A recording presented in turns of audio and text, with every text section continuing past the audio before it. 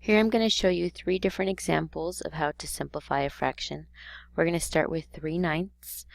And one thing that you can do is think of a number of a factor that goes into both numbers. So here I have 3 and 9, and I know that 3 divides into each of them. So what you do is you divide each number by that same factor. So I'm going to divide each of them by 3. 3 divided by 3 is 1. 9 divided by 3 is 3. Sometimes you can simplify it even more, but here we can't. Anytime your numerator is 1, that's as simplified as it's going to get. Here we have another example, 12/15. Sometimes you can't think of what goes into either one of those numbers or what would go into both. So what you can do if you want is you can do the prime factorization of each number to find out all of its prime factors.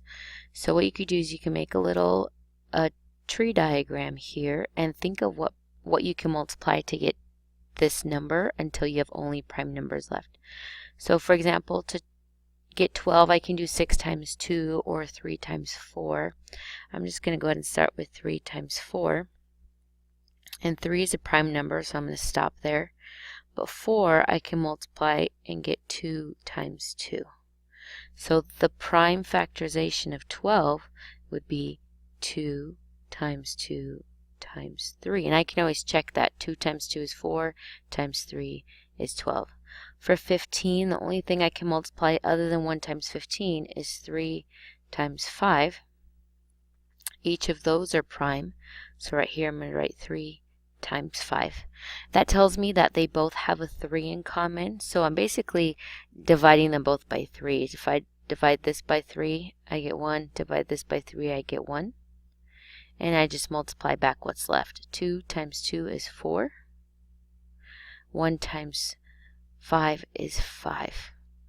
Now if we had done it the regular way, what we're used to, kind of like I did in the first example, it would have looked something like this. Just erase that. 5/12 over 15. I can say, oh, 3 goes into both of them, so I'm divide this by 3. Divide this by 3. 12 divided by 3 is 4. 15 divided by 3 is 5. Either way, we get 4/5. In this last example, I have 36 over 24. I'm going to show you that sometimes you can't think of the biggest number, but you can start somewhere. For example, I know that 6 goes into both of these, so I'm going to start by dividing them both by 6. If I do 36 divided by 6, that's 6. If I do 24 divided by 6, that's 4.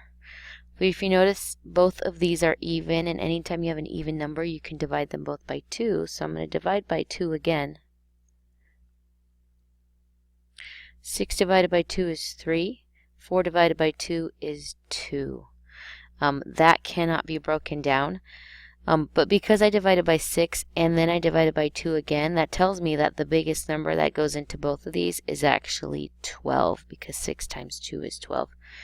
However, the problem with our answer of 3 over 2 or 3/2 is that that's actually improper. We can tell it's improper because this top number is bigger.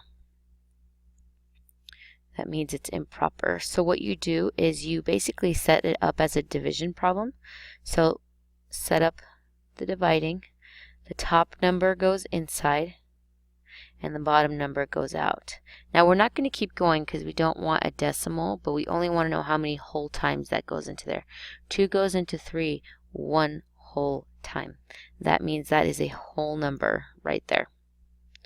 And then it's still going to be out of halves. That denominator is not going to change. I'm just going to transfer my 2 over this way. Now if I multiply, 1 times 2 is 2, and 3 minus 2 is 1, so I get a remainder of 1. That remainder is now my numerator. So 3/2 is 1 1/2. If I had done that from the very start, I'm going to show you I'd get the same thing. You just have to simplify later. So if I had done 36 over 24, 24 goes into 36 one time. So again, that's my whole number. 24 stays the same. I'm going to find my remainder. So 1 times 24 is 24. If I subtract 6 minus 4 is 2, 3 minus 2 is 1. So I get 12 over 24. Well, 12 is half of 24. If I divide them each by 12, 12 divided by 12 is 1.